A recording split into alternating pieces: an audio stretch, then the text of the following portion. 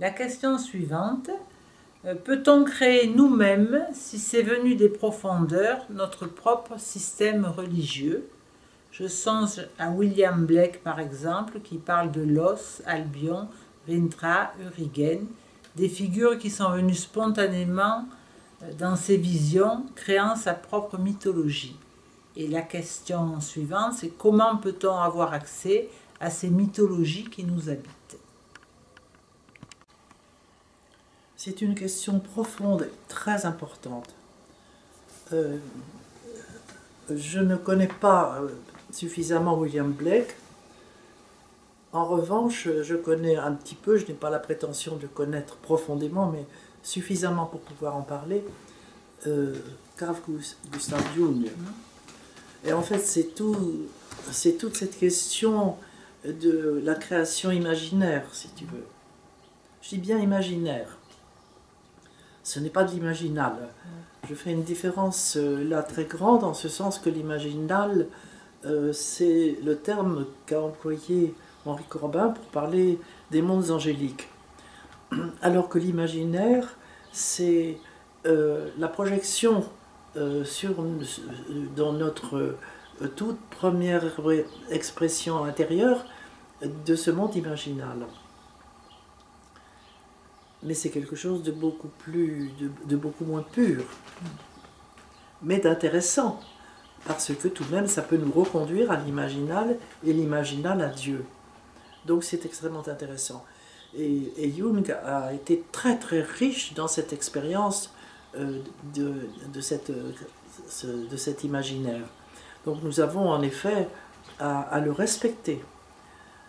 À le respecter, mais ô combien il doit être travaillé. Il doit être travaillé parce que, bon, moi je n'appellerais pas ça,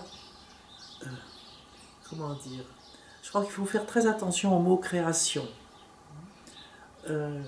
Parce que la création, c'est véritablement poser l'altérité à partir de quelque chose que l'on porte en soi, qui est soi et qui tout à coup ne devient plus soi.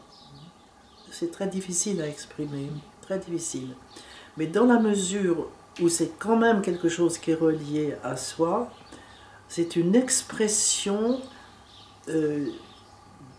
personnelle qui peut être un chemin nous reconduisant à quelque chose de plus grand à l'intérieur de nous. Ça peut être un chemin d'un plus grand à l'intérieur de nous. C'est dans ce sens-là que Jung l'a vécu. Et ça peut être très très riche, extrêmement riche. Mais si l'on se complaît dans ces expressions-là, sans chercher à sentir qu'elles nous reconduisent à plus haut, nous sommes là dans une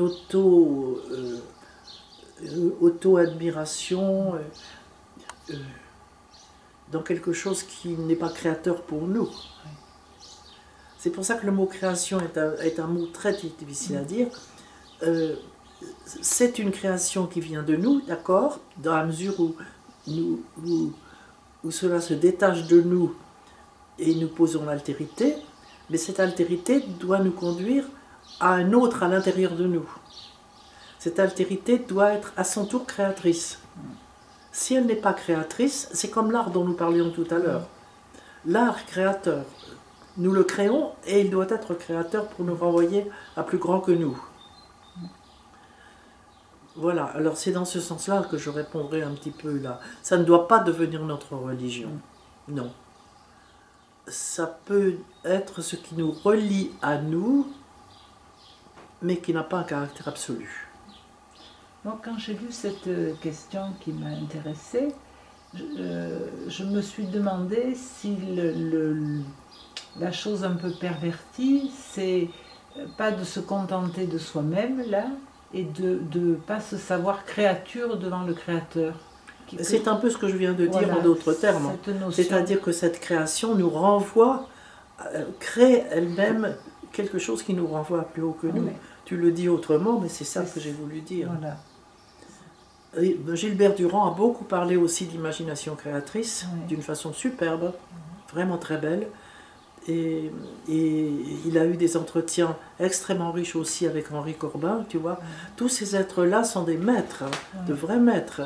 Et je pense que nous aurions avantage à les étudier, à réfléchir sur ces grands sujets. Ce sont de grands sujets. Parce qu'on ne peut absolument pas nier cet imaginaire, cette imagination. Mais il faut qu'elle devienne créatrice, justement. Et Gilbert Durand en a beaucoup parlé d'une façon magnifique. Magnifique.